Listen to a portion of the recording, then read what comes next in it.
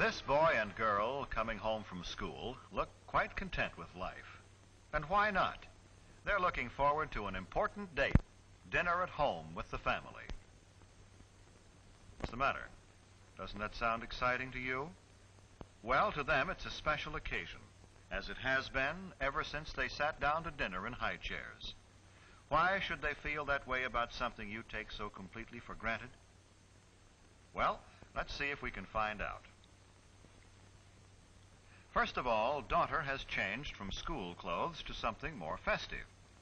Dressing a little makes her feel and consequently look more charming. Even the table takes on a special air. Mother, too, changes from her daytime clothes. The women of this family seem to feel that they owe it to the men of the family to look relaxed, rested, and attractive at dinner time. Brother is spending an hour before dinner catching up on his homework. He has plans this evening. Perhaps that explains the telephone call. But he won't spend a lot of time on the phone either. When there are several members of the family to be considered, it is not a good idea for one member to monopolize the phone. And it is never good to allow telephone conversations to interfere with studies.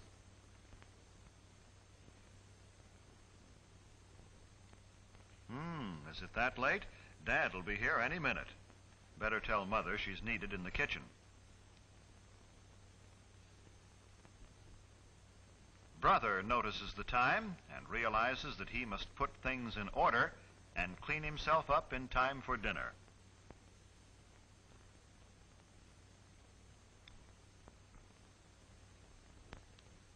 Hello there. Junior is always in a hurry, particularly for dinner. But first there's a cleanup job to do on this young man. Brother takes it upon himself to help share Junior's responsibility for keeping their room in good order and keeping Junior in good order, too. Punctuality is stressed in this household. By that I mean hair is combed and faces and hands scrubbed before the boys come to the table so they won't delay the meal.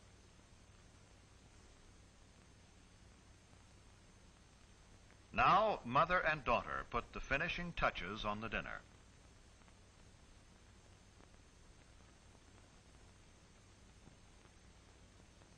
Father, too, looks forward to this date with the family. He has had a hard day at the office, and in his briefcase are some contracts which must be looked over tonight. But in the meantime, he will relax at dinner with those he loves. A simple centerpiece made from some flowers which grow in the backyard is another of daughter's contributions to the dinner. But it takes up a little too much room, so she moves it to the sideboard.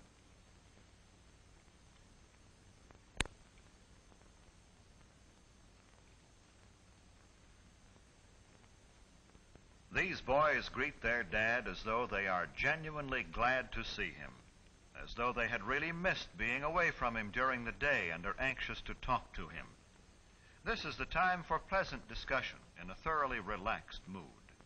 They don't pick this time of the day to spring unpleasant surprises on Dad.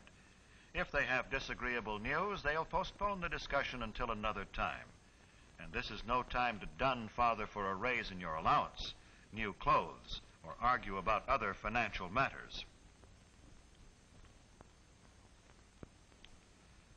Ah, dinner time. Yes, Mother, Junior remembered to clean up.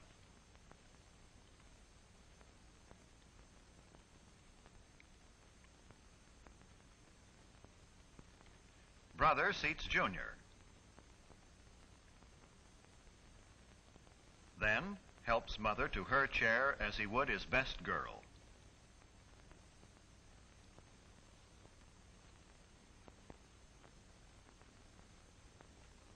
Well, the dinner date has begun, and they're all happy about it.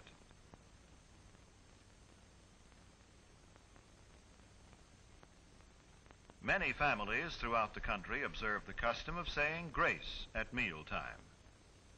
It is always treated with reverence and respect.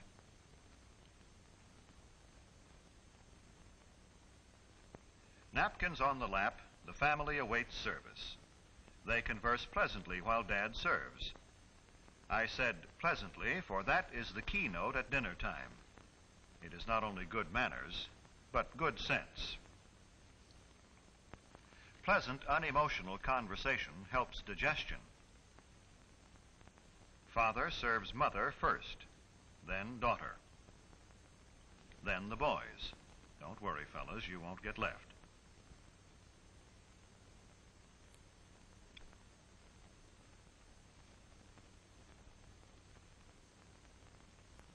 Help cut your meat, Junior? Of course.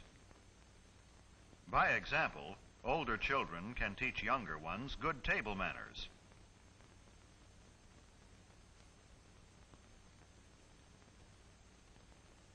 No one starts eating until Father has served himself.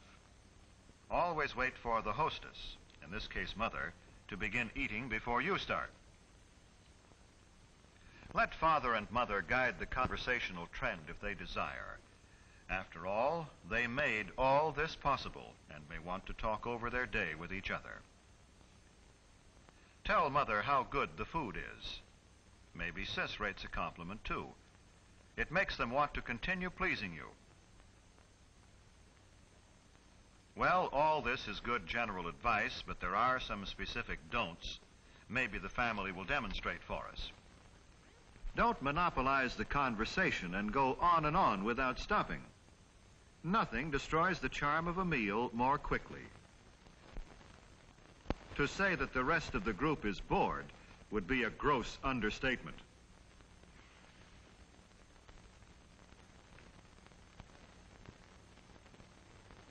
Don't discuss unpleasant topics such as gruesome sights or sounds or unpleasant occurrences. This is a time of pleasure, of charm and relaxation, remember?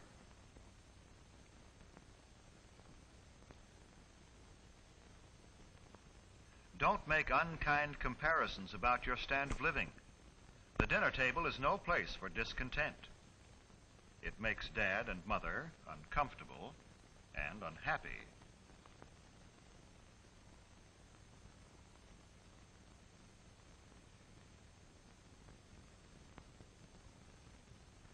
Don't insult your brother or sister with offensive remarks about friends. Arguments, harsh words mean tension and distress for everyone.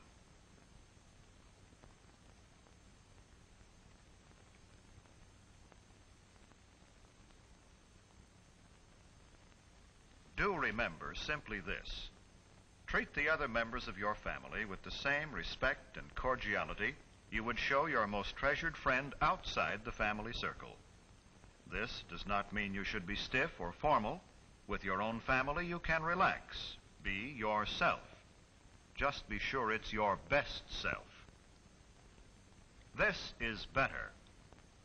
Now things are on an even keel again. Now we're ready for dessert. Most families don't have maids, so Mother needs help with the serving from the kitchen. Son says Mother has done enough. Watch him play butler. The removal of dishes from the main course and the serving of dessert set the stage for the conclusion of a thoroughly pleasant meal.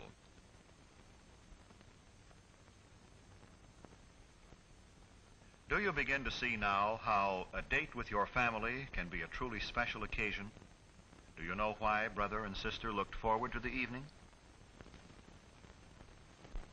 When the dinner hour at home is treated with a certain amount of graciousness and ceremony, it can be memorable. There is no family so poor but that the evening meal can be eaten in an atmosphere of warmth and gentleness. There is no family so busy but that it can come together in the evening for a dinner date which will give its members something to look back upon with happiness all their days.